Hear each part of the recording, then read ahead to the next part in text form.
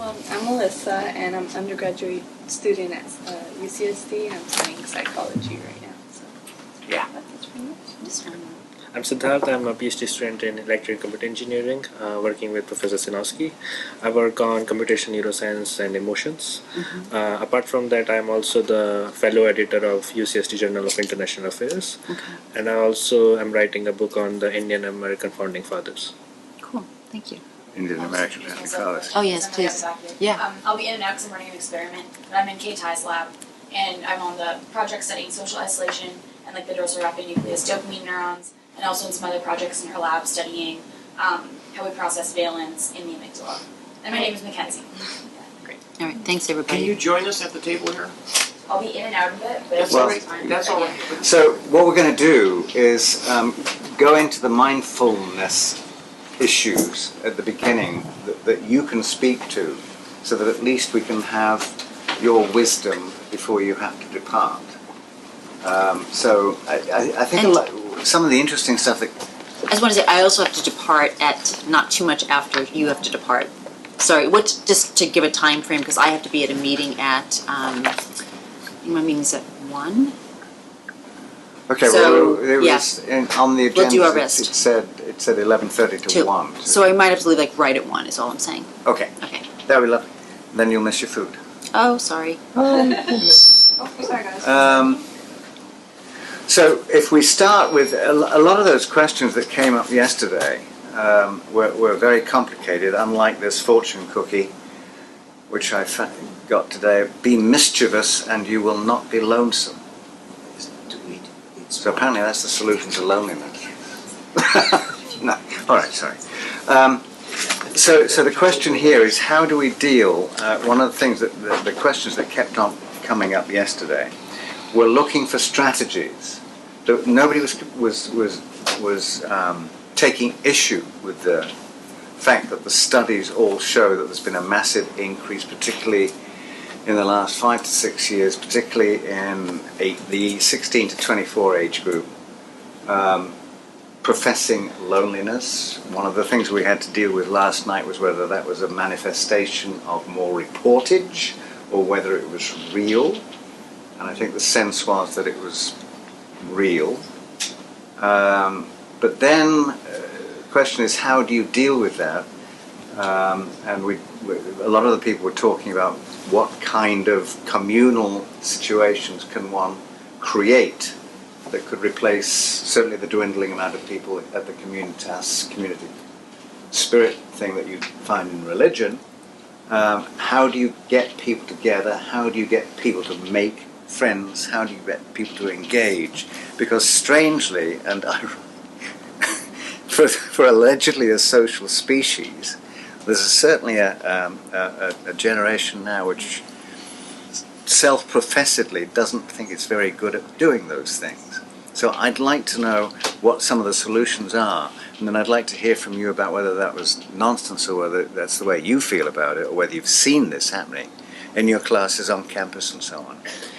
But mindfulness is now manifesting itself on many campuses. And I wonder if you could tell us how you think it addresses this problem of loneliness, how it fits into the perspective. So do we know what mindfulness is? Maybe we can start there, kind of give an operational definition of what this... Yeah, can you hear clearly enough on the... Also, could you take your badges off, because I think you don't need them in here. No, we don't need them. So do you guys know... Put the microphone closer, then that might be easy. Is this better? Okay, yeah. Great. So I'm just going to give a definition that we use in our laboratory of what mindfulness is. There's a lot of definitions out there, but what we do in our laboratories, we really try to strip it down to its core, right? And what is that? It's this non-reactive awareness to present moment experience. Okay, so that could be sensory, that could be affective, that could also be interpersonal. So being aware in a non-reactive fashion to the present moment.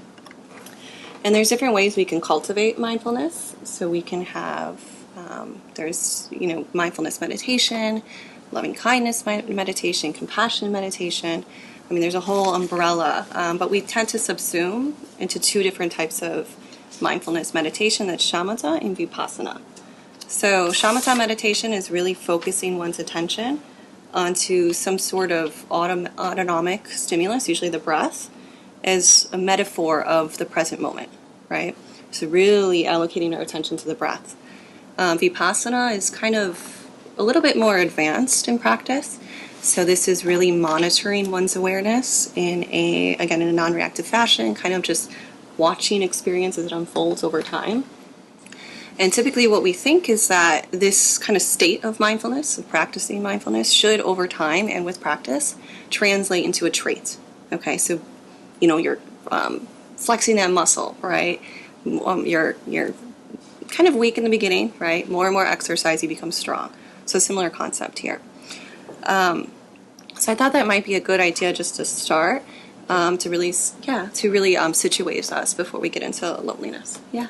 So what I've kind of understood about mindfulness at a brain, to drop back to the brain, is that it prunes pathways that you don't necessarily need, connections between neurons that maybe you're making and over time and aren't beneficial to you. This is how meditation can help treat addiction and things like that.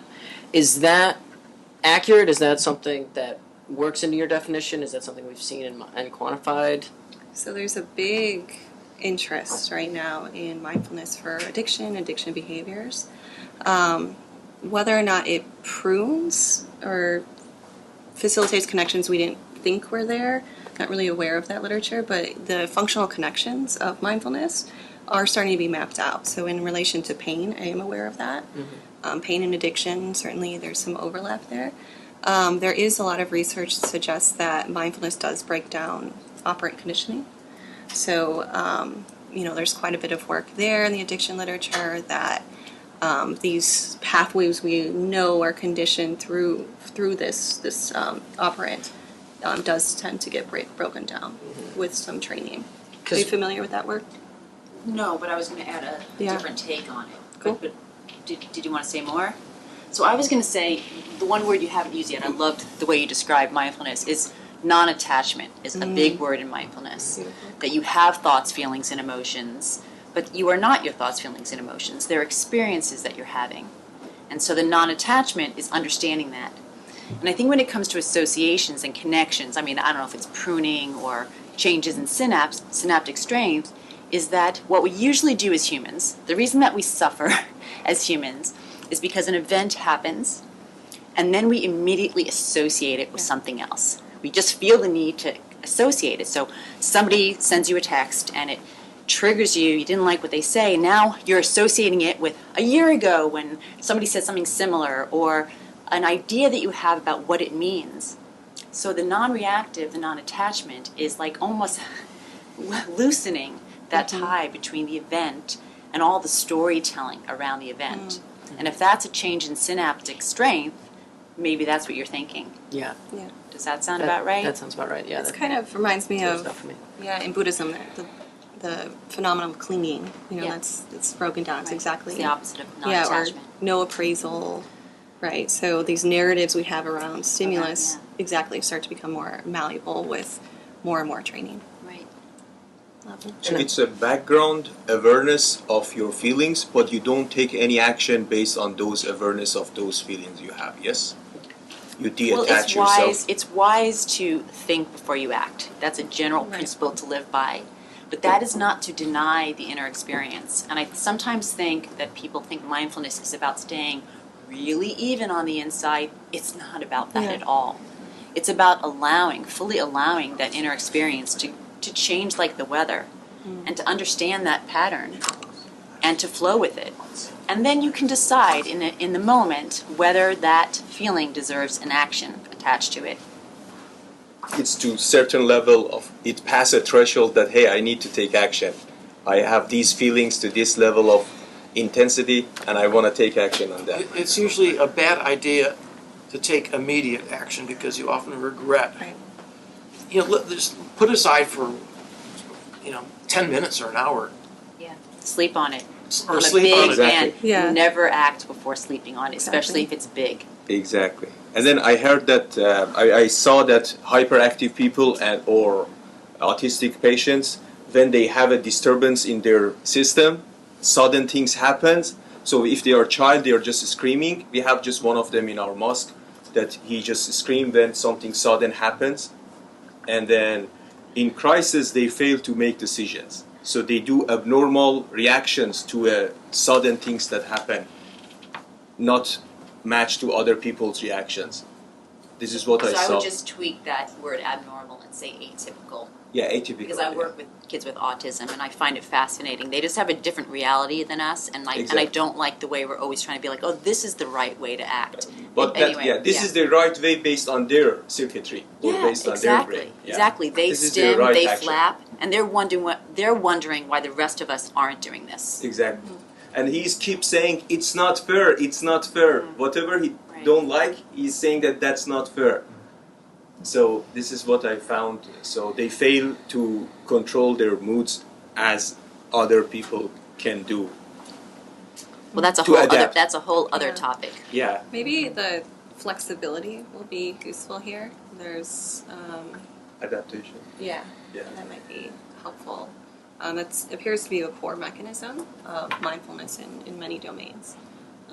Were you going to say something? No. I was just thinking that it's all very well to say that you should sleep on things, but this entire society is predicated on going faster and faster and faster.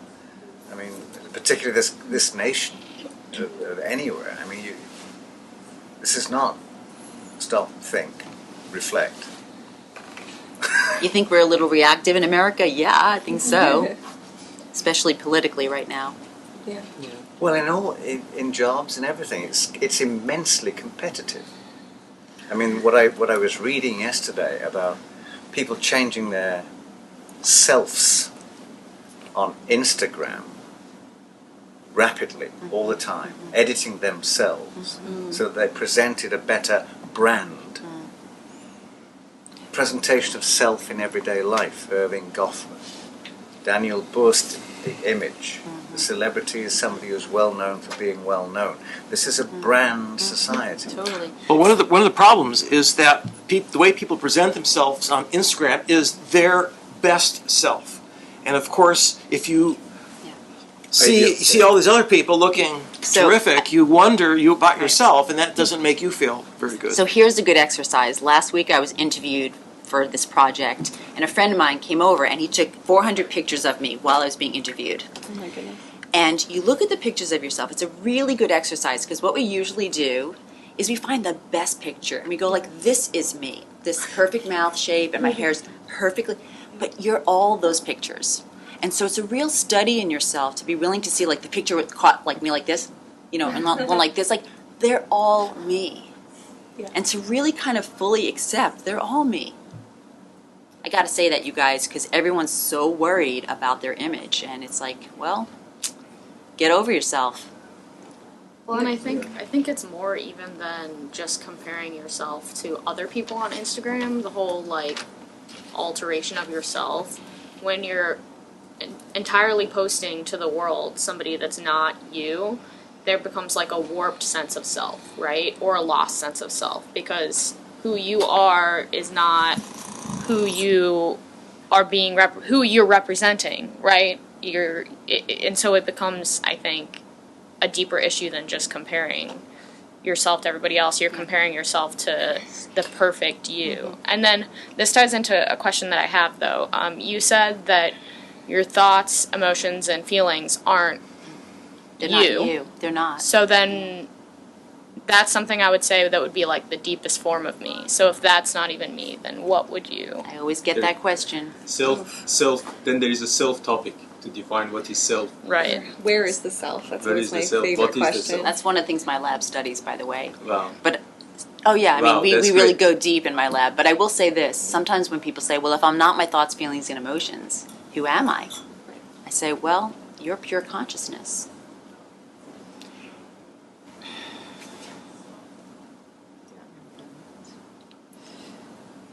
So the question then becomes, right, if we're going to loop back into mindfulness. Yeah. Well, as we were talking Yeah. earlier, as soon as you start drilling into this stuff and get get into the trapped. Buddhist part of it, and then you're looking at things like no self, Oof. Yeah. how on earth can you use these techniques in a way that allows people to flourish. So I think in Buddhism, I think it might be nice to bring up this concept of impermanence. So through mindfulness, right, you start to notice that your thoughts, your sensations, your emotions are very fleeting in nature, right? You start to become very aware of that. So you start to watch that, and it's metacognition, right? Certainly with more practice, I'm always hesitant to say no self, because I'm not quite sure what that means. Maybe you can help me out there. But it does seem to, self seems very malleable in that sense. In mindfulness, we do see kind of this dissociation between, self and other, right? More connectedness between individuals with nature, with everything around us, right? And that seems to break down a bit. But, be more aware of self, right, with a capital S. I think that's tricky. There are some neural correlates that we know of that do relate to self-referential processing. But I think that's a little bit different than discussing, what is self? What is me as a stream of consciousness? I don't know if we have the tools yet to necessarily tackle that problem. But I can say that meditation does allow one to be more aware of that fleeting nature of all phenomenon. Internal, right? Interoceptively, exteroceptively. Do you mind if I jump in? Please. So I think it's really interesting what you guys have going on about mindfulness, and maybe I just want to ask, do you guys consider this to be an action? And also, maybe if I could tag on and comment onto what you guys were saying about what we have come to believe to be mindfulness is maybe not just or not just an understanding of the self, but like a mirror of society within ourselves. So is there not the concept of no self, but then again tying back into the Buddhist philosophy of letting go of desire and things that constrain you into the mortal world. And so I guess that could also, I don't know if I'm going on a little You're bit bringing up of a a few different topics, tangent. so Yeah. I wanted to go down the path of interconnectedness because you Right. spoke to that, and Yeah. I want to bring up one of the questions that came up last night. Somebody had a question. They said, how do I get over my judgmentalness of other people who aren't in touch with themselves? But so then And- if we could maybe push past that a little bit and go into our desire to be much more than just ourselves. And Well, that's when let me, if I can just finish the sentence and then I'll come back to yours, which is I was going to say that the answer to how to get over your judgment about someone else who isn't in touch with themselves is to realize that sometimes you're not in touch with yourself. And it's every time my kids taught me this, that you point at somebody else and you say, you're this. There's 3 fingers pointing back. Because there's no experience that we have that isn't shared by all humans. And that's what I was trying to get towards, the interconnectedness. Anyway, I wanted to make that point, and maybe that's not where you were going, so I hand it back to you. But no, that's okay. Definitely clarifies a little bit of my understanding of what you guys are working towards. I guess I just think it's interesting then that in this world and the lives that we're living, it does come down to self-discovery and understanding, what makes us tick or what makes us who we are as individuals. And a lot of times we're not aware of that identity that we take hold of and that we want to become in the long run. So I guess that in a way could also tie into being more mindful of the things in our world that affect that perception of the real. well, can I ask you a question? Do you think it's important to create an identity in this world? Is that something you want for yourself, and why? I think we are given an identity, whether we like it or not. We can't, escape that in any way. It's been predetermined. Inside, obviously, we can fight it, and we always start with a blank slate. And I guess one of like the most crippling things of any individual is that the fact that they are assigned an identity. What What do we think of I this? mean, what do that's you mean an assigned? well, that's an interesting. What is assigned to me? Yeah, Go let's back let's into- hear what you guys think about that statement. I mean, at birth you could be little sister, like right away, you know, or at birth, or maybe a kid, the way he looks at his mom, that's mom. Someone who doesn't take care of me, or you're a teacher, you know. So I think I kind of agree with her in the sense that we're kind of tied down to this whole identity thing. So it kind of makes sense as to why on Instagram we try to like change or try to perfect our identity, because it's kind of also in the society we're kind of used to categorizing everything. Oh yeah. So it's just like that's basically I agree with her. That's where it becomes difficult, I guess. I definitely disagree. I feel like you sort of, there are obviously things that are not changeable about your identity, and tons of those things, and then you kind of shape other aspects of your identity to accommodate those things that are unique, that are set in stone, like, your sexuality, whatever, like ethnicity, backgrounds, things like that, you can't change. But when we were talking about how you feel about your sense of self and all of that, like, I definitely feel when I'm lonely, I feel less of myself. Like, I don't feel like I am myself. And for a lot of, like, I'm a second-year PhD student. For my first year of my PhD, I felt like, you get this imposter syndrome kind of thing a lot. You're going through classes and everyone's kind of talking down to you. Like, you have to figure all this stuff out. Does it get any better? And it does. It does. Second year, I feel like it doesn't. You said doesn't. It does not get It doesn't. any better. Oh no, I'm sure It just keeps coming up. Yeah. I mean, it totally does. But you can also find those little aspects. Like, I just started TAing a class where I feel like I actually know what I'm teaching, which is something I haven't felt for a year. And so it's kind of a nice, like, when a student tells you, oh, you did, thanks for all your help, like, this was really cleared everything up for me, like, that's kind of a moment where I feel like, oh, I am myself right now. That's Like, really interesting to think that like your self is almost rooted in how you've helped like people around you. So it's kind of like your self is rooted in like your contribution to the greater community, which I think is that's a why huge loneliness Yeah. detracts from the self, because you're unable to support the people around you and like provide. Well, we're defined in relation to others. Yeah. And that's how we exist. We exist in relation. Yeah. So yeah. And I'm hearing a little bit of kind of self-threat, right? A little like my sense of self is being threatened in some way, and that contributes to, this distress you felt, right? Absolutely. Yeah. Yeah.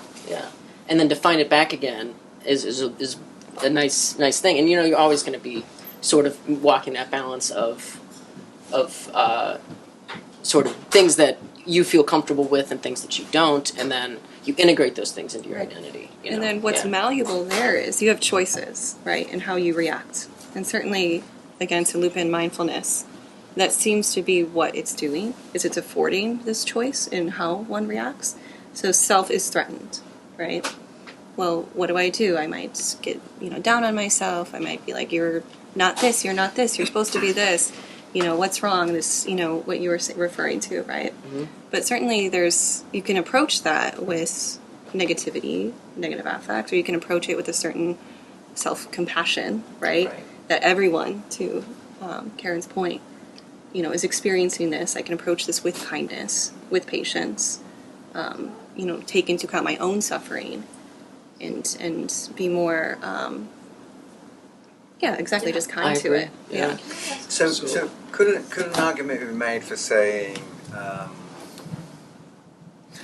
that in the same way as the original work that was done by Paul Ekman on facial expressions of emotion ended up with like 6 fundamental, universal facial expressions of emotion, we know from having talked in other classes that Dacher Keltner's paper recently had 27, 28 facial expressions of emotion, and that's not even looking at the number of emojis on your cell phone right now in terms of subtle differences, little differences, and so on.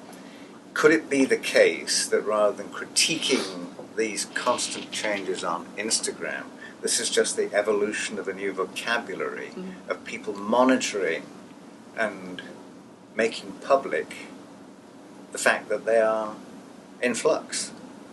not necessarily trying to brand themselves, but hey, this is who I was this morning. It's like I Alice. wish it was that conscious. Well, I don't. Roger. Yeah, and I don't think Nice. I. Just asking. I don't think that's what it is because you bring up a couple points there. The first is this I guess dictionary of facial emotions, and this ties into something you were talking about yesterday, where how you're feeling, what is actually inside of you, is hard to communicate through behavior, through talk, through all of that. So the facial emotion isn't even necessarily tied to how you're feeling. So that, I don't know if that's, how you could even quantify that completely. So actually, there's two different types of facial expressions. There's those that are voluntary, Right. which you can put on a happy face, and there are those that are involuntary, Right. that actually reflect your inner self better than you're aware of yourself. Right. For example, Paul Ekman. So he videotaped a couples that were in therapy for their marriage, right? Marriage counseling, and he discovered that the best predictor of whether or not they're going to make it has to do with a certain, he called it a micro-expression, which is a very fleeting contraction of facial muscles, which are associated with the feeling of disgust. And if those micro-expressions were there, it's very unlikely that the marriage is going to stay. And why? Because here the people are really trying their best, right, to try to make it work, but if somehow in their brain there is this emotional reaction that they're suppressing and it occasionally leaks out, they have no control over that. So you have to be a little careful. By the way, I'd like to throw out another word. I mean, self is a good way to talk about ourselves, but what about ego? Self-confidence. How do you? Yeah. I mean, how do you define ego? How do you define self-confidence? it has to. It's a part of self, okay, and this is part of. Yeah. Pardon? Oh, she has to leave. I just realized she's going to teach my class now. Yeah. Have fun. Parking's fun. Well, thank Jenny, you for thank coming. you very much. It was so much fun. Good to see you. Yeah, nice to Okay, meet yeah, you that was guys. great. We'll talk soon. Yes. I'm looking forward. I'm going to share it with my 106 class if that's okay. Okay, Yeah, good. For sure. Spread the Sorry, word. sorry. Terry. No, it came up yesterday in the discussion, Let's talk. and Please. it has to do with social status. So we're primates, and as you know, there's pecking orders Right. in almost all primate societies, including ours. And that has a big impact on how people treat each other. It has a big impact on how society treats you. That's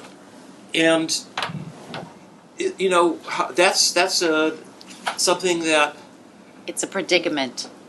it's a what? It's a predicament. It is. Okay, why don't you It's a take that? predicament because, see, we're half animals. We just are. We have all the same motivational and fear systems as animals, and we very much are inclined to put ourselves first. I mean, if we were all hungry right now and I put down a plate of food, you would all kind of try to go there first. You might act, oh, I shouldn't do that, but your instinct would be me. So the predicament is that we're half animal and we're half divine. And by divine, you don't have to believe in God, but I mean, we have a divine-like responsibility to behave with right action. And humans have been doing this for a long time. We have all sorts of animal instincts, but we've learned to act in a different way. And so that's the predicament, is to honor both the dark side, the animal side, the ego, and the divine side, the light side. It's a balancing act. I would like to throw in another word here, and that word is creativity. The reason I bring it is I was reading another study in which there was a clear correlation between sort of depression and bouts of creativity that arises during depression. And like from a personal example, about more than a year ago, I was feeling lonely due to some circumstances, and for about like 4 or 5 months, I did not have a lot of interaction with people. I had become a big introvert. But I think at the same time, those were the months where I had many bouts of creativity and started working harder for many different things. Is there a correlation between like creativity, being lonely, being introvert? Have you ever listened to Leonard Cohen? No. You guys, Leonard Cohen. Anyway, he's a famous singer-songwriter, very creative, and he's very dark. So of course, creative people oftentimes are, they know what it is to feel sadness. And I'm actually going to substitute the word depression with sadness. I mean, I know you might think it's a fine line, but sadness is a very important emotion that has to be heard. And it's a very soft emotion that allows us to kind of more directly have a relationship with the world and create. What about loneliness? Like I wanted at one, like it was like two emotions going on side by side in my mind. On one hand, I want to be socialized with people, but on the other side, I am happy being an introvert at that time because that is giving, like that is bringing more creativity out of me. Remember what I said about introversion yesterday and how people are really starting to talk about introversion? It's important to spend time alone and to sit by oneself and not have that external stimuli and just feel yourself. I mean, sometimes people go out and they're constantly like needing to go to parties and stuff and I have to be with people. Like, how about just getting comfortable practicing being with yourself? I think that's interesting because I myself would say I'm one of the most extroverted people I know. I feel constantly like I want to be with people doing things. And right now I'm in a leadership training type of class, and we're talking about all this mindfulness and taking a step back and being very self-aware as to how you're reacting to things, especially like in conflict mediation. So like I've been taking everything in and trying to piece things together, but the fact that for so long I thought being alone was the worst thing that I could be, it's that now it's like that's where I'm growing the most, is sitting by myself and thinking, how did I react in that situation? I was in theater, so I was very aware of how my face moves a lot, and I feel like slight little tension right here in my nose, and that's why I think to me that's me being mindful of like what I'm portraying.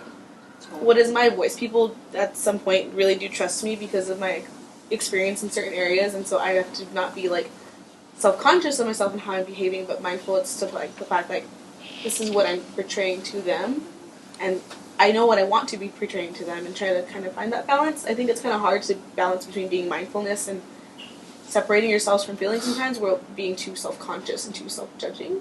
I think, especially in the undergrads, like we try to think like when we hear mindfulness, like practice like think of like who you are and like things like that, but we're also like start thinking like I did this too much, I looked like this, I did this. I think it's really hard to find that balance. I think even like hearing all these things is like, how do you separate mindfulness from self-judgment? Well, that was a lot to unpack, but I do want to say something. We say nasty things to ourselves a lot, and it's funny because it tends to be more of a woman thing than a man thing. So one of the things my lab does is we actually say to people, what are you thinking right now with this ESM device where it clicks off, and you have to say what you're thinking. And women are more likely to have, oh, my thighs are fat. There's some little something going on there. Mindfulness is about getting used to it. It's not stopping that voice, because if you can stop the voice, congratulations, but it's mostly just thinking of that voice as a little kid with a temper tantrum. It's like thinking of it as a little kid who's throwing a fit and just being like, that's okay, you go in the back room, come out when you're ready to be reasonable. You can go and scream and shout, but I'm going to be in the kitchen making dinner.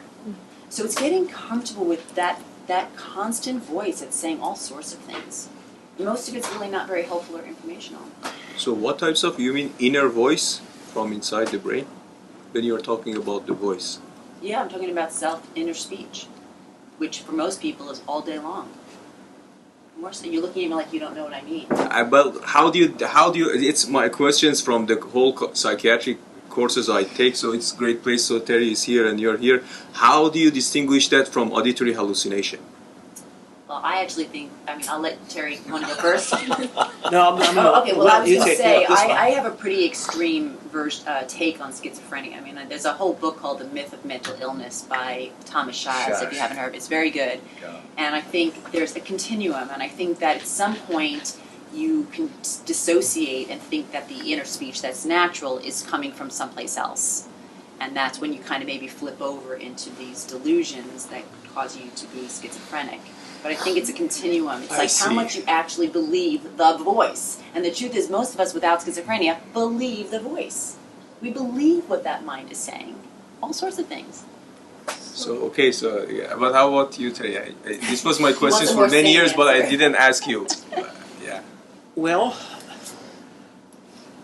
I would say that this great individual variability. Exactly what you said. That there's a continuum, and it's useful to know what the inner voice is telling you, but it's something that you have control over. At least I do. Whether Tell us how. whether you're going to listen to it or not, right? How do you have How? control over it? Pardon? How do you have control over Right. your inner voice? I just kind of laugh. Good. You know, Yeah. I mean, it's you can't take things too seriously. I mean, when you have these, it's actually I think it bubbles up from emotions. Yeah. I mean, you know, it's not always rational, right? It's not something that You think? makes any So, sense. so we have one thing, mind wandering, that is based on our control, I think. So when we are doing mind wandering, so in my background, I am thinking, then I put some stuff that I made ready and jumped in. What do you So- mean by saying when we are doing mind wandering? So It's when making it sound like it's an active thing. He's So- suggesting it is active, and by the way, I study mind wandering, and actually one of the definitions of mind wandering is that it's not Inactive. it's not under your control. But can we just guide it to anywhere? So I mean Yeah, this, you can- when so we that's thinking. intentionally manipulate it. So I have mind wandering now parallel to our discussions, to then jump in, add something. So I don't call that auditory hallucinations But that's or just inner thinking voice because now. it's just thinking and then. But those voices, so have everyone experienced that? I know this is a topic because it's just make a little bit overlap with schizophrenia. People don't feel comfortable talk about it, and usually don't talk about it. But everyone here feeling an inner voice other than their mind wandering, Well, I mean, a voice from Like inside your besides brain that thinking Like you have a constant inner monologue. And I've been seeing on the internet recently, some people just claim they don't I saw that. Too. experience that Yeah. inner monologue. Yeah, and I don't know what it's based I don't off know of, if but that's well studied. I mean, I feel like from a couple of anecdotal conversations, I've known one or two people who've said, yeah, no, I don't, there's no words to that inner monologue. And so, I mean, I think it's still there, but it's just not It's not so verbal. so You know, verbal. One of the it's things my lab also studies do, very we ask cultural. people if it's It's verbal or also- not verbal. Sorry. It also is very cultural how people are aware or express it. For example, Julian Jaynes, who was a psychologist at Princeton a long time ago, wrote a book. I've forgotten the title of the book. Do you remember, Roger? It's something like Bicameral Mind. Bicameral Yeah. The origins bicameral of mind. consciousness or something. Yeah, but so he went back and read the Greek Iliad Right. and Odyssey, and there were moments in the book when suddenly the gods talk to Ulysses, right? They you know, as they interpret this as the gods talking to them, right? But we would just say it's just, you know, your inner self that you're listening to, right? Right. But so that in their society, when you hear that, that's the gods. Interesting. those words coming from, the great example of inner voice. You talked a little bit before, and you talked about when you were having your little spell there. And we didn't get into yesterday enough, in my view, about solitude as opposed to loneliness. Yep. There was this. He means them to be different.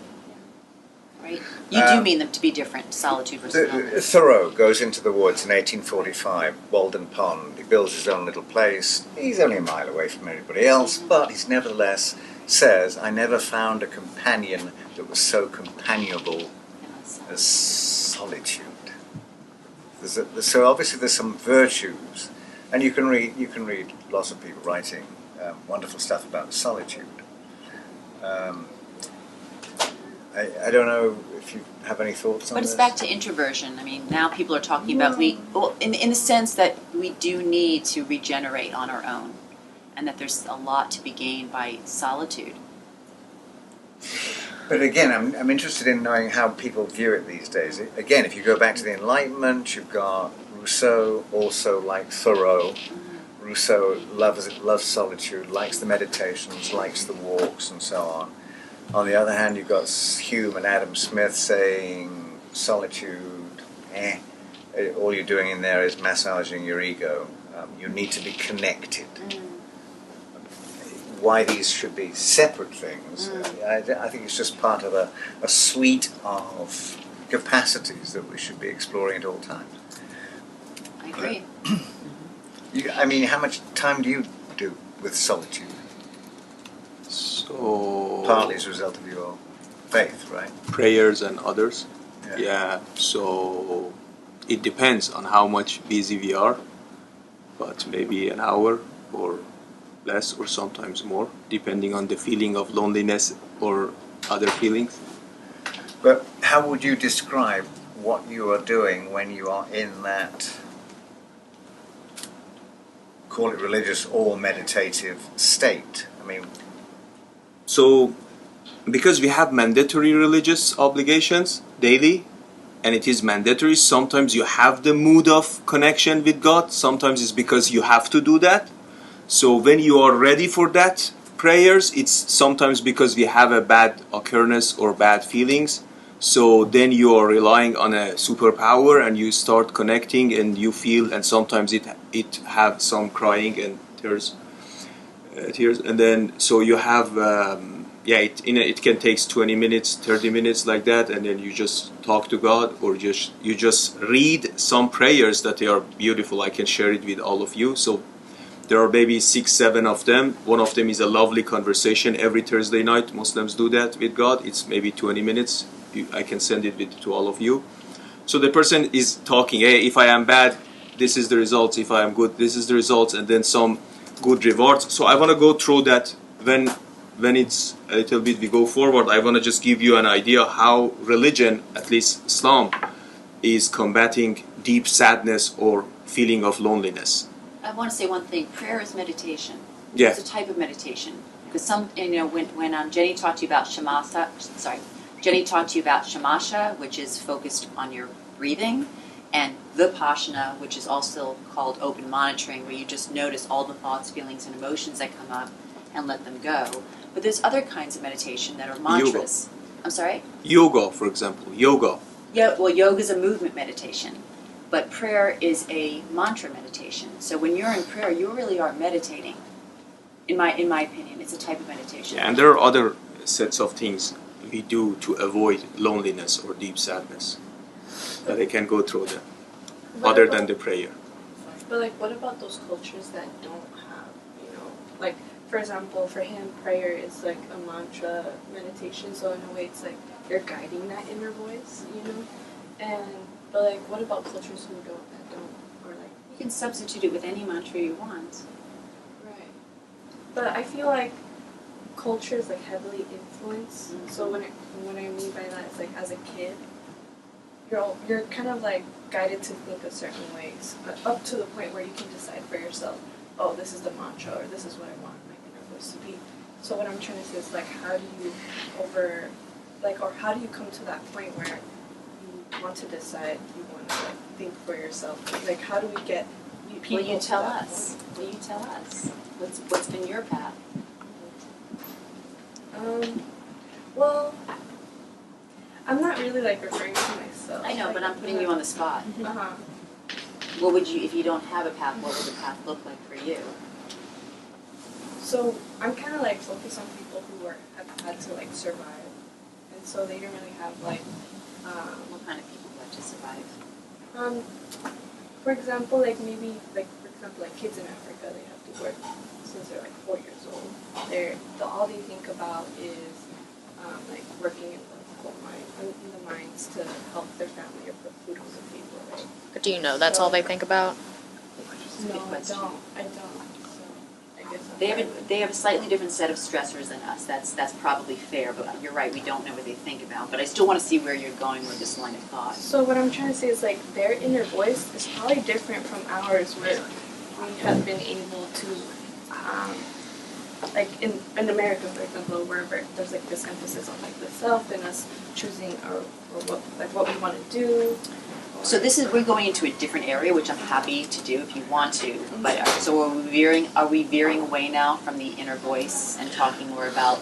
I still have something to say about the inner voice. So let's come back to that and let's hear what Eric has to say about the inner voice. Because it definitely ties into mindfulness in so many ways, and it has to do so much with self-judgment as it does with being judged and the fear of being judged.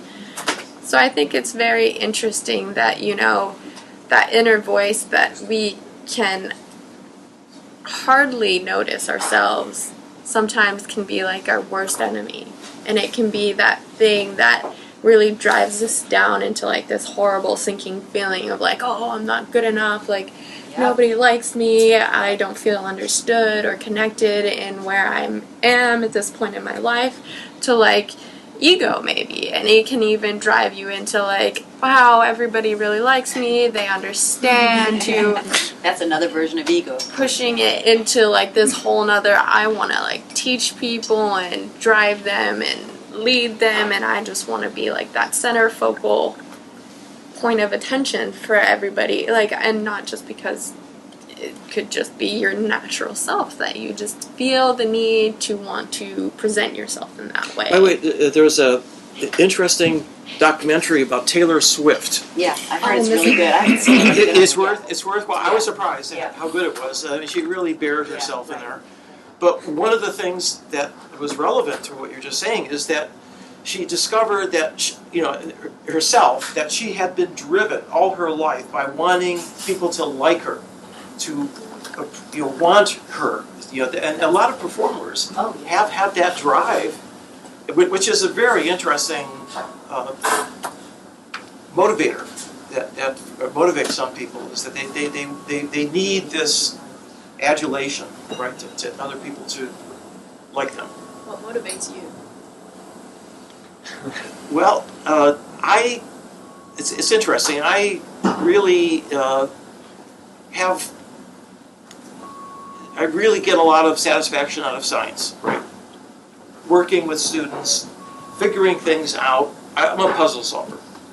There are, I think, more abstract things that motivate people. For example, during the Indian freedom movement, people went into jail, lived there for like decades in the prisons, because there was this abstract notion of getting India free.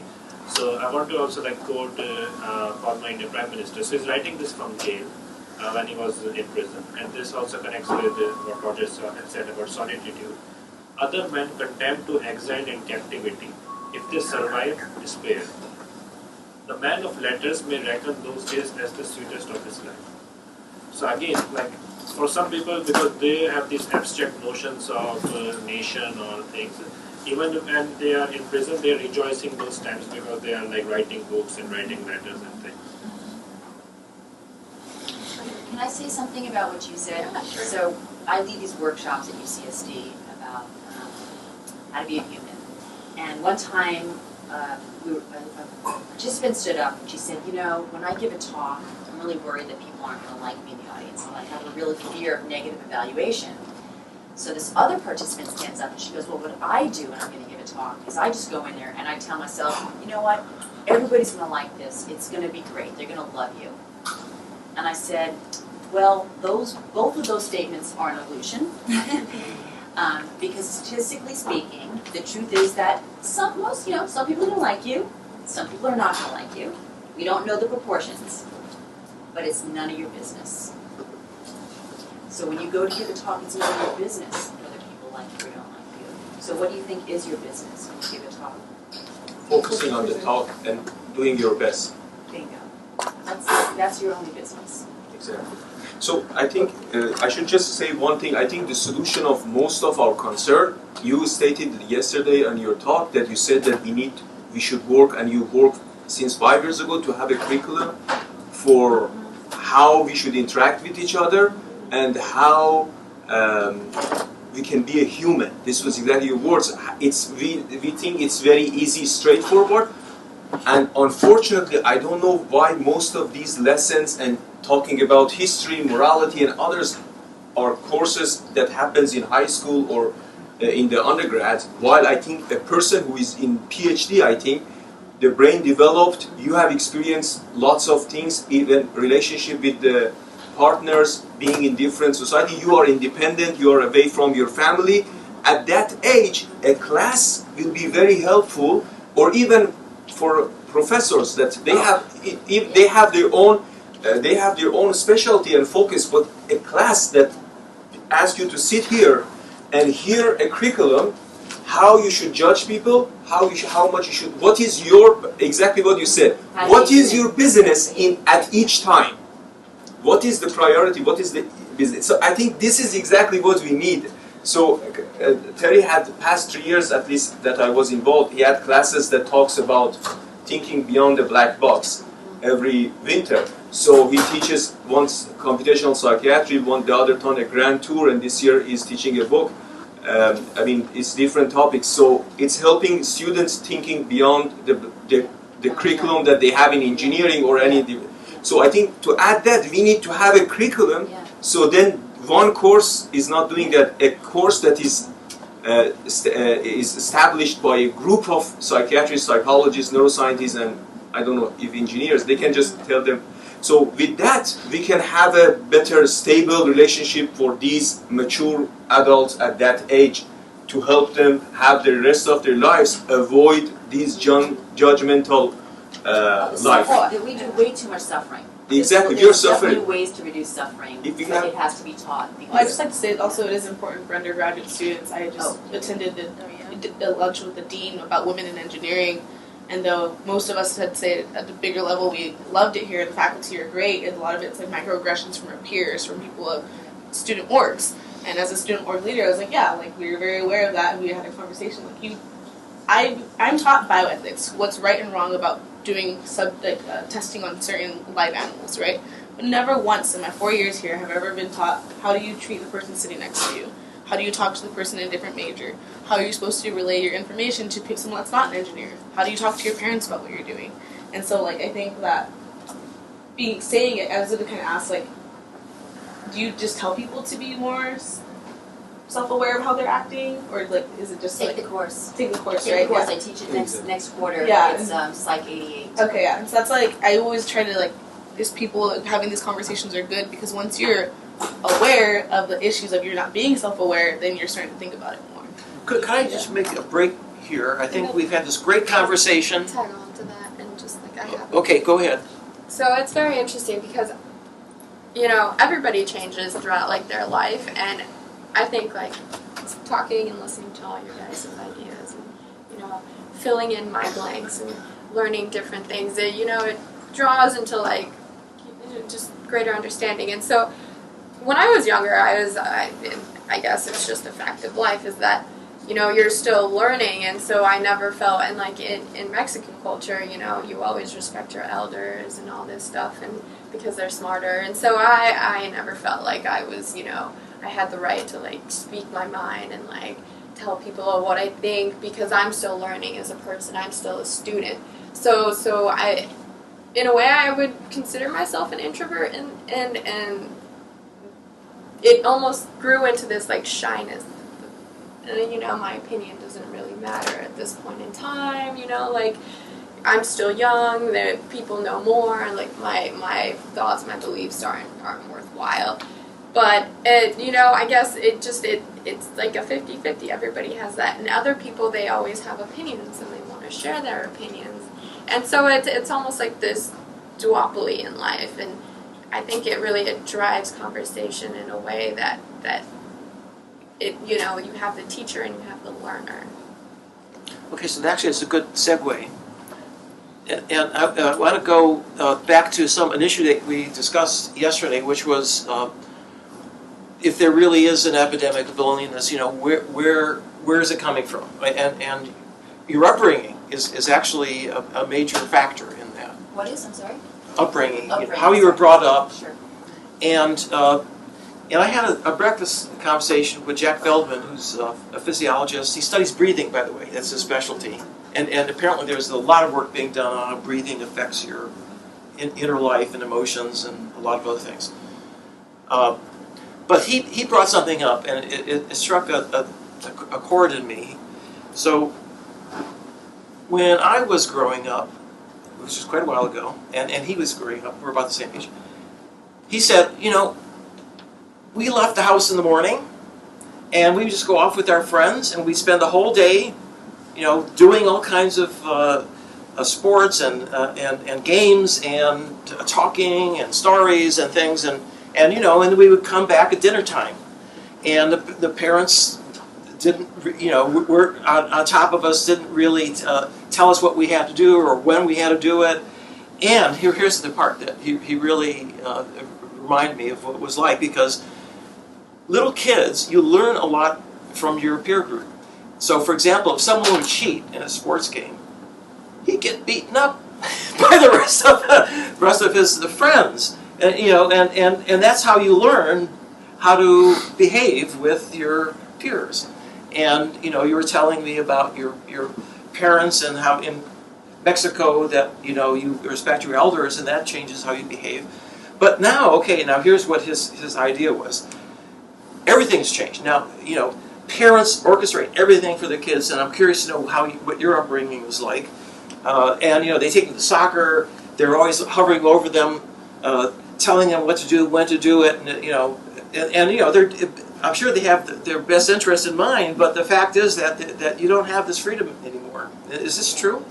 Yeah, and I actually really think that makes sense, is to explain a little bit of, at least part of this loneliness aspect of why we might be more lonely now.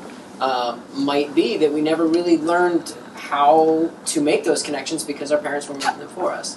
And I think in my personal upbringing, there was a mix. I was very good friends with my neighbors next door, so my parents could kind of like peek out the window and watch us, as opposed to what might happen now, where you have to be right here in the backyard, and I'm going to be watching you the whole time, some sort of thing. So maybe there's kind of a gradient change right now, more towards helicopter parenting, and maybe that's dangerous.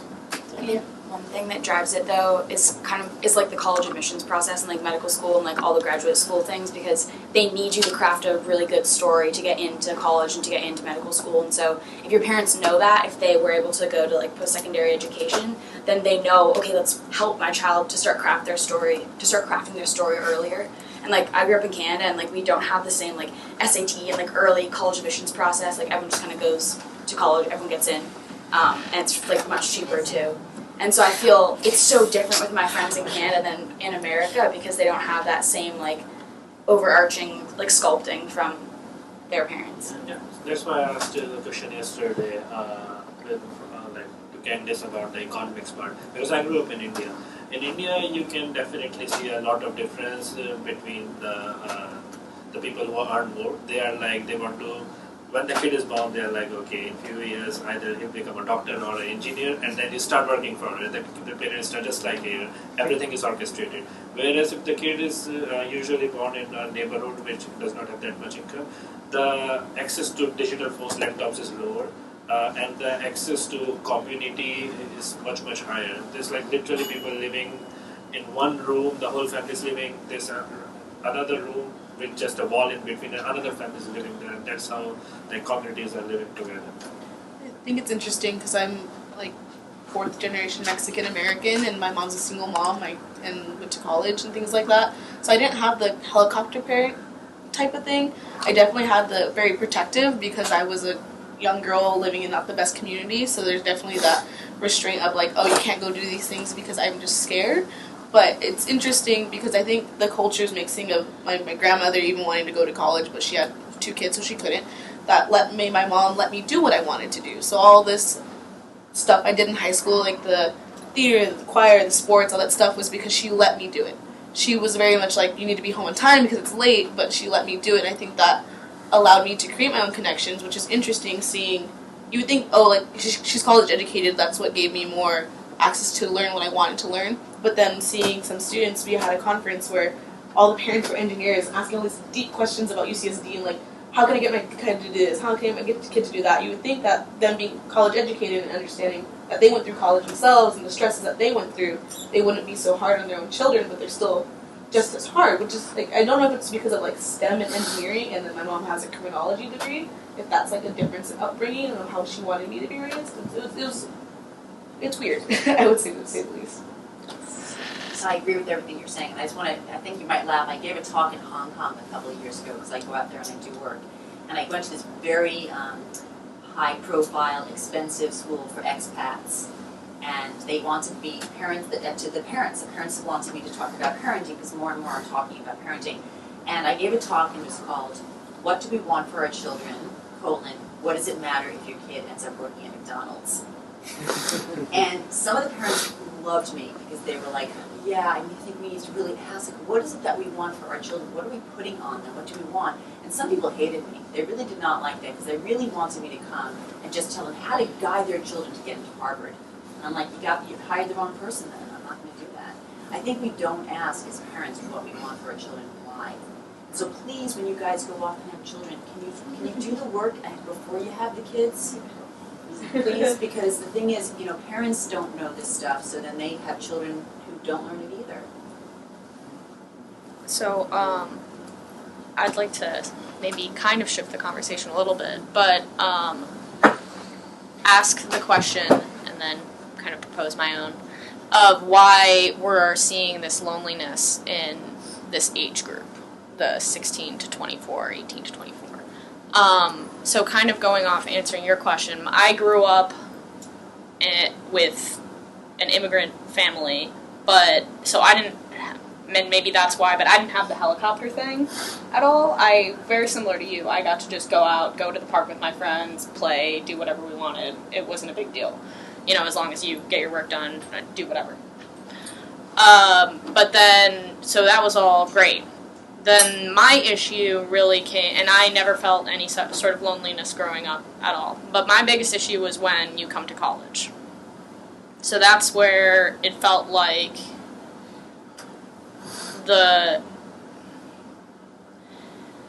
I think it becomes a problem of course you're starting over, so you don't know anybody, so that's an issue. But I think for me a huge issue was then the loudest group, which kind of begs this question, was the group that ended up partying and drinking.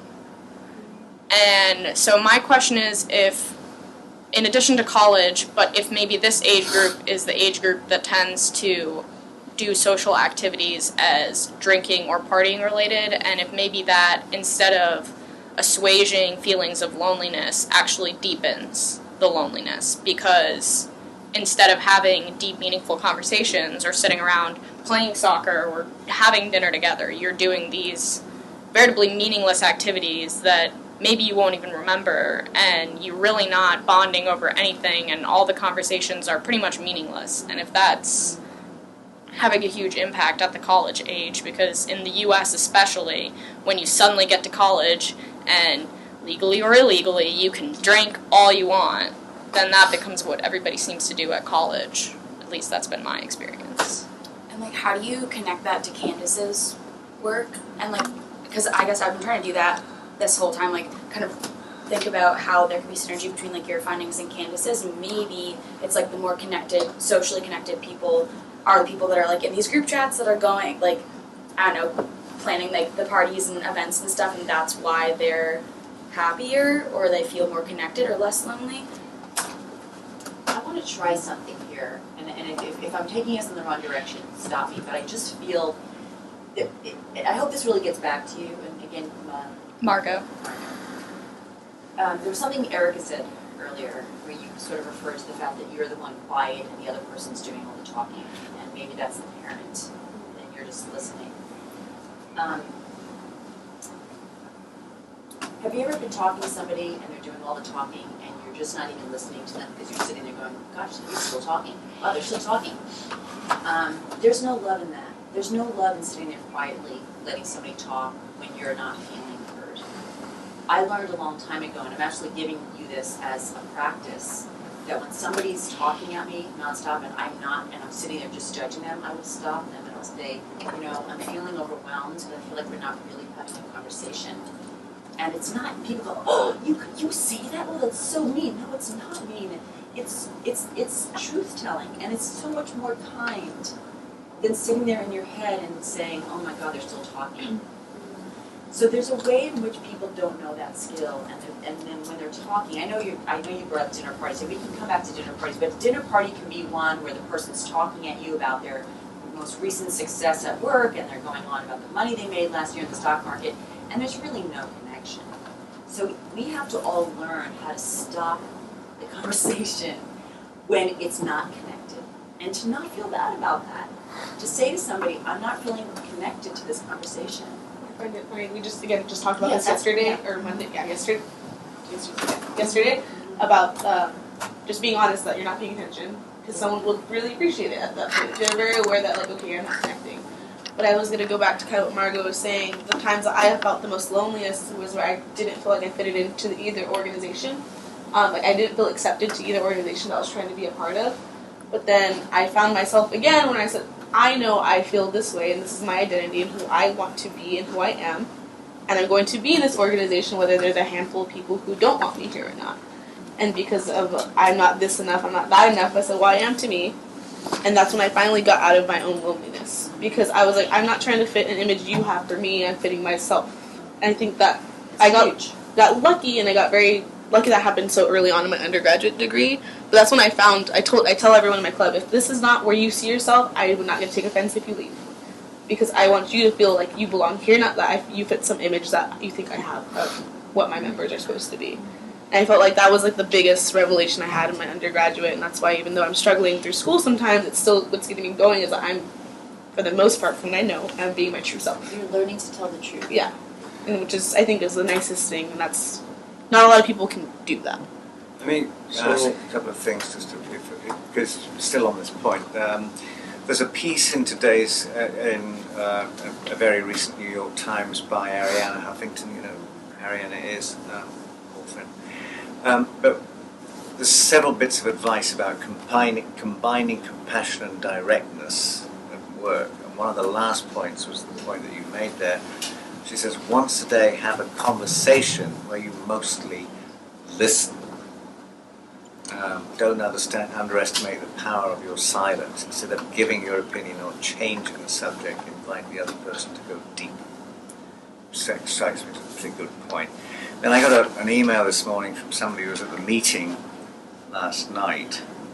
Let me just read a couple of points from it, get your response to it. If you are helping someone else, you are not lonely. You are feeling grateful that you have the opportunity to help. If you're really listening to somebody else, you're not alone because you're thinking of someone else and what they are expressing. Of course, I was raised during the Depression and World War II, so this is a senior commentary. And the entire emphasis was on those who needed help, those who were sacrificing the greatness of the country, etc. And of course, there was religion which taught us how to move out of ourselves and into the world of service to others. As these have declined and new areas of empathy, altruism, service have not kept up, what do we have? We have a culture based just on me. Everyone from advertisers to politicians focus just on what is good for me. I should not have to listen to things that might offend me. I should not ever have to lose. No wonder I feel alone. As I've moved away from traditional religion, as so many have, I remain convinced that we humans need something for direction, to establish values, to have faith in something outside of ourselves. He mentions the book Reinventing the Sacred, discusses the reasons science alone will not answer this needs, but as traditional religion and emphasis on community and service to others have declined, there's nothing to take its place. And so we think of everything from our own perspective, and this inevitably leads to disappointment, loneliness, and lack of satisfaction. Here. So I want to add, connect to what you mentioned about how religion talks about the community-wise relationship, and also talk about myself, because so in our culture there is this drinking is not a big deal because it's taboo if you drink in Islam. So I am not in the position to prove God or prove a religion, but it's just reporting to you how in Islam they solve this problem of loneliness, and I try to make it fast so you don't feel overwhelmed. In 2-3 minutes I wish to finish it. So first of all, there are sets of principles and regulations in Islam that helps people, like the law, like a bylaw. So you know that these are the laws. For example, deep sadness is taboo. You are not allowed to go through deep sadness. And whenever you see something here is taboo in Islam, it means that you should avoid it in advance. So maybe you say that, oh, when you fall in deep sadness, how do you deal with it? Or how when you feel loneliness? Okay, you should do a set of instructions in community, in relations with your family, friends, and others, so you avoid it. And if you are in that position, except some exceptions that a disaster or catastrophe happens, you can avoid it by following those instructions, and you don't feel deep sadness unless a disaster occurs. And I can read for you what is Islam's reaction to disasters that occur. So first of all, deep sadness is taboo, and then some narrations or some advices from the Prophet helps the followers to solve this problem. One of them is this: removing sadness from a believer is better for you than everything on earth. So this, when a student, when a child or when a youth hear this, so this becomes a rule in the brain. Okay, so this is a high priority for me. But when I see my friends in deep sadness, I should try to help him and remove the loneliness or the feeling of sadness to him. You're welcome to. But sadness is just one of the emotions which you should embrace at times, not always try to remove it. It's not like like something. It's not a disease. It sounds like it has some sense in terms of diminishing some pain. Yeah, pain. But there's a certain rectitude about that What doesn't is it- allow you for flexibility. What is it that you want us to know? So to tell you the big picture of the What is it that you want us instructions. to know? Why? Why do you want us to know this right now? Because just to tell you how, by targeting the reward system of the brain and associative conditioning and set of instructions like gatherings or disconnection with the relatives is taboo. When you're so connecting to your friends, connecting to your groups, so family, yourself, there are some instructions for the self, how avoid loneliness, how to get connected with God. For when you are with your friends, so telling that believers are brothers. So I'm telling you what are the sets of rules that we as a personal experience followed in this religion, and it ends up with not feeling lonely or feeling so. There are sets of, and it's target reward system of the brain. It's all, most of the things are heaven. So if you go to the mosque, the reward is 100 times than you do it alone. So statements like this, that when I look at them in big picture, I see that it targeted against the feeling of loneliness. What does Islam want for its followers? What does Islam want for its followers? What does it want for its followers? So it's a good question.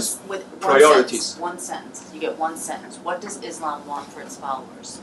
Many things. Nope, one The sentence. first, so being Not a list. so. Not a list. I don't want a list. So the word of Islam answer you. Islam means submissive to God. So this is the translation of the word Islam. Can I substitute God with love? Submissive to God with love. No. Can I change the word God to love? No, because then there is a goal. Islam provide you. So this is a verse in Quran that you are not created for hobby. You are not created for playing or. Why is love a hobby? So because it needs to have a goal. Why? I didn't know that. No. I didn't know love. So I'm telling you what Islam says. Islam says that you are created for a set of reasons and a goal, and it's not just for things that finish. So it needs to have a consequence.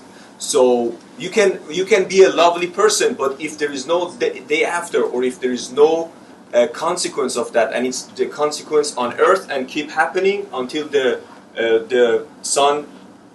So can I just? I'm Earth? going to steer us in because I love talking about Islam, but I also feel like we don't have a lot of time left, and I don't want. And to well, I'm done. I think so. I know, If but that's I why was I wanted close you to. to get right to like what is it that what do you want us to really know? So what I wanted to really is that how a set of regulation and principles can help you avoid sadness. And I wanted to give you loneliness in particular. Yes, because then there is no loneliness in Islam. Okay. I have the verse here that it says that anywhere you are, there is God. So it's fight with the feeling of loneliness. You are never lonely. So maybe you'd say to us, what I'd all like you to know is that I feel that the practices of Islam are very conducive to not feeling lonely. Is that a sentence we could land on? That the practices, you'd like us to know that the practices of Islam are Exactly. quite conducive to not feeling lonely. Yeah, that's correct. There we go. That's correct, but That's what I we wanted to give you some, because people may say that how that happens, but this that's- is how it happens. okay. Well, that's fine. But we can always seek you out to get the actual formula. Yeah, but how is, Melissa what and are the Erica? principles? Yeah. So that is very admirable, I think. But there are other cultures, like we were saying, that are not conducive to avoiding things like sadness and loneliness. And some even like to embrace it.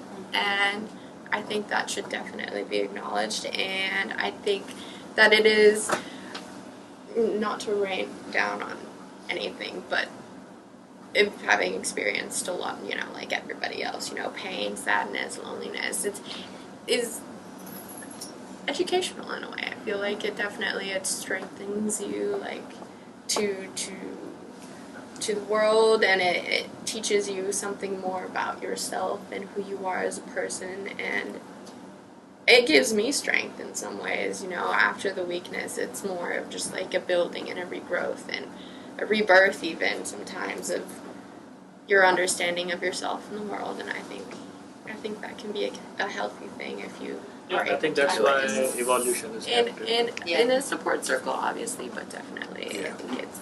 We have about 10 minutes left, so there's two questions that are kind of important to me that I tried to raise yesterday as well. Are they so important that I have to stay for them? Yes. Are you sure? Yes. Okay. You can answer them both yourself. Oh, before- okay. And then you can leave Okay. if you must All right. depart. I do. I have to go. All right. So the first one is that the key answer that came out of Arun Soni and all these other people at USC and so on. How do you combat this? You hang out with people that you like, trust, and so on. Certain qualities: trustability, people who can understand, people who are supportive, people who are sincere, people who are loyal. Those were the things that came out of the BBC survey. So one question is, how do you make friends? Second question is, what is the best technique you've found for marrying or blending or utilizing technology to create community? I think that's a really good question. Touch on that real quick. I don't have much to say, especially in response to the second one. I don't have that much to say about how we use technology for that. I mean, because we're going to hear sort of obvious things that you can do, like we've already heard from yesterday. But in terms of like, how do you find friends, the first question, I mean, I'm going to just keep coming back to my pat answer, which is learn to start telling the truth. Because you can't have an honest connection with somebody and a true connection with somebody unless you're willing to start really telling the truth. And guess what, you guys? Truth-telling with somebody else never has the word you in it. Because sometimes it gets misunderstood when I say an honest connection with somebody requires truth-telling. Because they go, yeah, I'm going to tell you. You are. No. Honest connection with somebody else, the truth-telling always has the word I. It's never you. It's always, I am experiencing this. Because that's the only thing that you know is true. And you can always say, when you said this is what happened for me. But learn to start telling the truth if you want to make friends. And I really do have to go. Is that the truth? So if anybody wants to hear more about, if you are ever interested, because I teach the course to private groups, I'm happy to come do it for a group of students here at the Salk. So let me know. Thank you. And, Thank you. thank you so much. Thanks, Thank you. everybody. Thank you very much. That was great. I hope to run into you again. You know who was on my thesis committee, you guys? Sorry? Do you know who one of the people was on my thesis committee when I got my PhD? Was it Terry? Got you? I think I remember you traumatized me when I did my thesis proposal. You have to do a thesis proposal. It was in that room. Taking notes. And I walked in and I started talking, and you stopped me like after 2 sentences, and just went off in this direction. And I was like, I forgive you. You were trying to be helpful. Oh, I'm so sorry. now. No, he's a great guy. He was very helpful on my committee. So thank you. Well, you were a great student. Bye, guys. Bye. Let's go back to those two questions though. How do you make friends?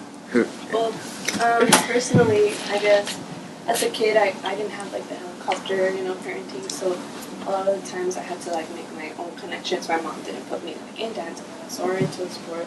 I just grew up just doing whatever I wanted to do. So a lot of the times, because my mom was a single mom, and then she didn't really have a lot of time like to spend on me, or whatever. Sorry, I'm blanking out a little bit. Got a little nervous, but what I'm trying to say is I just learned to look for my own resources, I guess. Yeah. And so I look for my own friends, and then I didn't really have like a lot of time to, I guess, not be myself. So I was able to find people who are like more tailored or more filtered to what I like to do, or or for example, I'm sorry, I'm getting really nervous. Let's just go. I'll come back and I'll tell you a better story. Can I add on to that? Because you said look. So again, that's how I'm touching all on personal experience. So some people, they don't want to be your friends. Some people don't like you. Sometimes you just have to accept that. No matter how much you like the person or how much you want to be their friend, they're just not going to have it. And I think that is the hardest thing I ever had to come to accept in my life, is the fact that, I wanted to be a friend with someone. No matter how hard I tried, I just couldn't get her to like me. So it was an enlightening experience. It was definitely hard at the time, and I definitely grew past that. But I think you have to also keep that in mind. It's not just like it happens to you only. I mean, because I've caught myself sometimes. I'm like, I really don't want to be friends with that person. And, I feel threatened, and so I'm gonna stay away, or things. So I guess it ties back into mindfulness in some ways.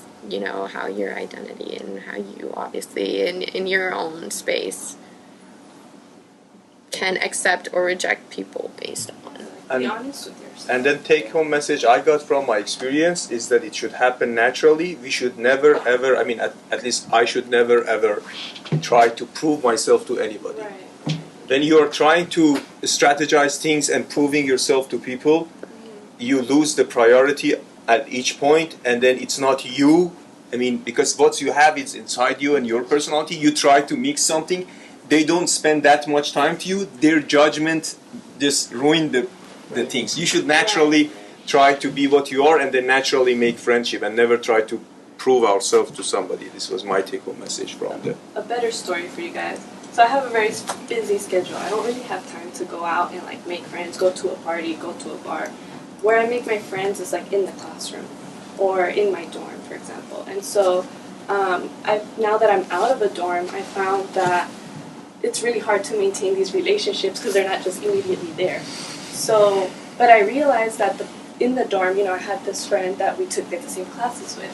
I still have this friend, and we still take the same classes. And then our time together, so we have this study group, and we have the best time just studying together over and talking about the same subjects. And I don't have to go out of my way to be to go meet her somewhere else. It's just in the comfort of my own home. And for us, that's comfortable.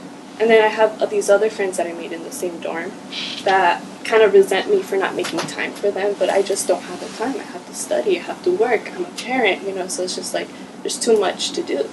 So I don't have the time to make these explanations. I can't be there because I have to go take my sister to to her therapy or whatever.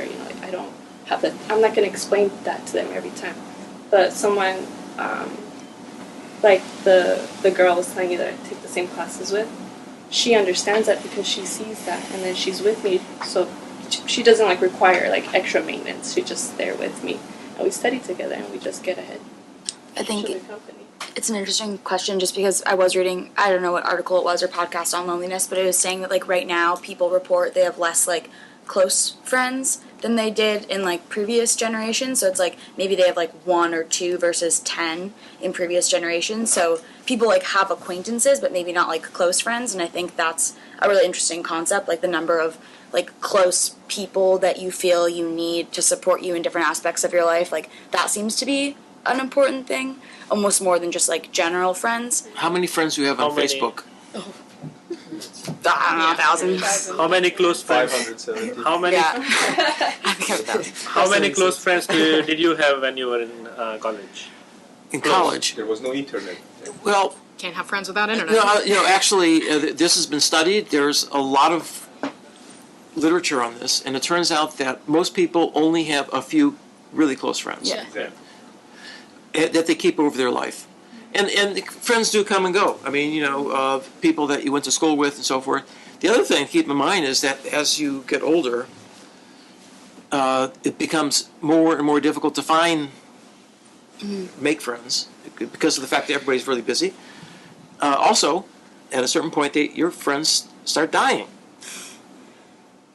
Even the ones you have. So it's very lonely for elderly, because they're on their own, really. What's the number for you for close friends? In terms of I probably have 3 really, really solid friends that I've been working with and having really can talk to them really about anything.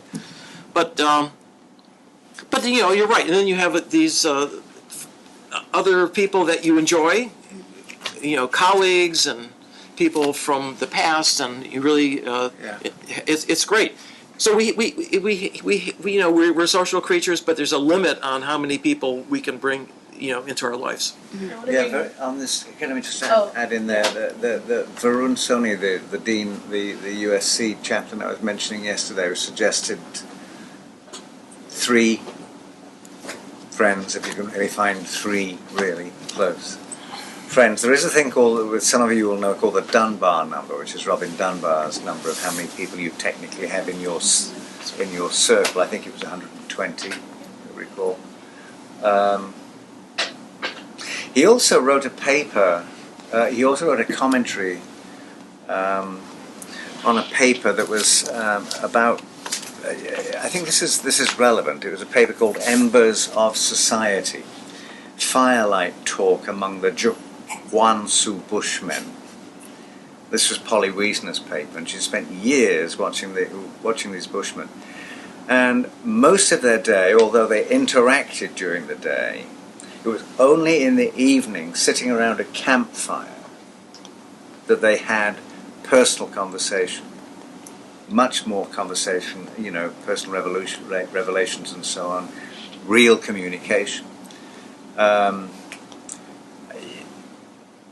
that's why she called it Embers of Society. I asked her when she was here last, well, so have they got any cell phones now, the Joatsu?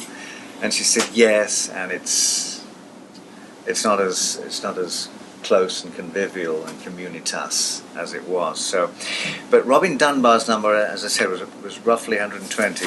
He wrote the commentary on this, how conversations around campfires came to be. This is part of the second question I was asking, which is what's the best technology you can find for marrying or blending or utilizing technology to create community? What's the equivalent of sitting around a fire that is helped by your technology? Because the Dunbar number of 120 people now, a digital Dunbar number is thousands, right? But you don't really know them. So how do you use the technology, if possible, in some way, apart from just Well, I think. Oh, sorry. Go Oh ahead. no, Phoning people I was saying, gonna "I'll just meet." kind of mention when I don't necessarily know how to use it, and that's something we're gonna address. But when I'm thinking about just the number of people I know and consider me a friend versus who I consider a friend, and kind of our image on social media, I'm not a huge fan of it. I don't really care what people think about what my days are going on. Like family, huge extended family, they're always like, "What are you doing? What are you doing? Why don't you post on Facebook?" And for me, I think we're just kind of, I'll try to synthesize my thought.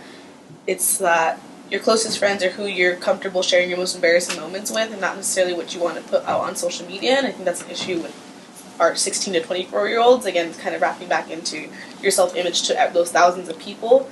But when, this thing's called Finstas, fake Instas, that you only have, your 16 friends that you can post pictures on and complain about something, and you don't care if you look tired and messy, or you can have, these things across your face. So But that's called a fake, a It's a fake Finsta, but it's Finsta. more real. it's a more real. Yeah. So it's a fake Insta that you don't show your 780 followers that you have on your Instagram account that you share with the world, but you share with these 16 people, what you truly want to be. And I think that it's weird and kind of maybe answering that there's forums that people feel really close to people across the internet more because they're truthful as to what this forum is talking about, and it can be toxic because it can be unmanaged, but utilizing it to be your true self and not be embarrassed. So which is Gwyneth weird. Paltrow, Yeah. the actress, Yeah.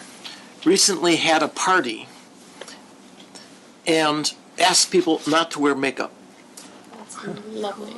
And it changed the character of the party. Yeah. Because sometimes, especially in that business, you dress to kill, right? You are projecting an image, and you take off all that war paint, and you're just basically another person. That's super interesting. Goop. Gwyneth. By the way, Goop Yeah. is on Netflix. It is a series, and one of them, which I saw, which is really interesting, was some of the people in her company went somewhere in the South, maybe I've forgotten where it was. It's maybe South America, but and had guided psilocybin experience with magic mushrooms, which came up in the discussion last night, which was interesting. And they came back and they interviewed them. And they said, well, it was really intense. I learned something about myself, and and often it lasts for the rest of your life, which is an interesting event. That could happen with someone who's stuck and doesn't know what to do. So my comment, and I don't know, we should probably start maybe wrapping this up because it's past, people may have things to do, but was gonna, in response to your what technology or how can we marry that, I think it's not really maybe not like what physical technology, but how you're using it. Mm-hmm. So the biggest issue that I see even with people like around my age is, so the phones connect us, obviously you can text with people, the TV connects us if you're sitting around and talking about what you're watching together, but the issue becomes when you're sitting with other people and they're on their phone instead of being present in the moment, and that's what you're also saying, having this conversation, having the dialogue, being present with another person. But if you're using that technology to escape, then that's naturally going to detract from this feeling of community. That's going to deepen this feeling of loneliness. So I think any technology, video games, TV, phones, can bring people together if you're using it in the correct way to be with another person. I think it'd be interesting. So, I was just gonna say, I think that's a really good point. Just because I went camping last week, or like this past weekend with my lab, and like it's amazing how much people all pay attention to like what each person is saying, literally around a campfire. Because I was camping, and like because no one has service up in Joshua Tree, so everyone is like really engaged in the conversation, and you can like go so deep on like really interesting and personal topics. And yeah, I think. How many of them were looking at cell phones? No one, because no one has Nobody? service. Yeah. No service up in Joshua Tree. Yeah. So that's where the problem is. AT&T sucks up there. It's a lack of attention. It's an attention span issue, because instead of doing this, you just go here. And then people feel like animosity when someone's like obviously looking at their phone and not paying attention to the conversation. But I think like using technology to mediate a gathering. So I think it's even more dramatic. You're at a restaurant. Yeah. There's two people sitting there having dinner together, and they're both. Come on. I do this with my wife a lot, and it's very weird. No, my You go to restaurant and you order there. No, that's my significant other. I'm like, put your phone away right now. But see, I think it'd be interesting if we catch ourselves doing it, just step back and say why, and just to, again, go back to I forgot her name. What professor was it again? The professor. Karen Hopkins? Karen. Yeah. Just to be honest, like say like I'm not here right now. I want to be on my phone, and that might not be a good thing. It might put a strain on your personal relationship, but I think that's a good step, Right. because then you're kind of asking yourself, like, why don't want to be sitting with this person right here? Why do I want to be on my phone right now? Right. And I think it's a scary thing for people to do, but I think it's a good thing. Because you get more reward when you are in the phone. So in the phone, Yeah. you get, if you should work on it and think, if you should put curriculum for that. Yeah. So in the phone, I have a couple of Telegram channels with 100 friends. So I get lots of news, interactions, comments, political comments, many things from them that is full of attention. Yeah. But it's something we are avoiding that. But with my wife, we just say that tomorrow we should do the insurance, or for example, after 7 years of saying I love you, so you don't keep saying that. So when we go to restaurant, we are just saying some other things. Okay, tomorrow the insurance. It gets worse. Yeah. Because sometimes you know what the other person's going to say.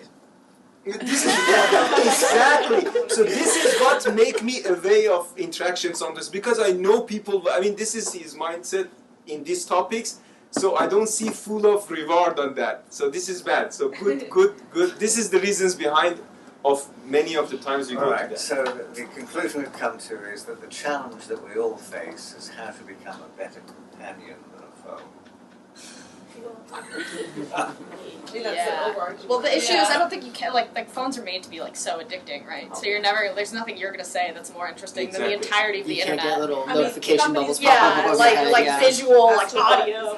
But the good things I learned from the social media, when you ask how technology help you, the way technology helping me is that to understand that friends are in good shape, they are happy because they share their happy time, and also it's persuade me